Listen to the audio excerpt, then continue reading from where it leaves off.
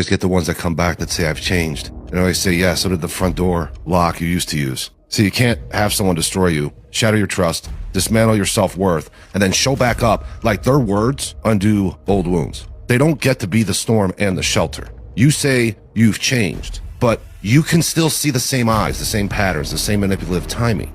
They didn't evolve. They just panicked when you decided to stop being available to them.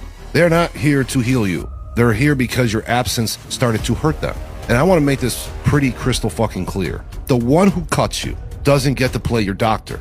They don't get to come back, hold all these pieces they shattered, and ask for forgiveness just because they finally feel empty.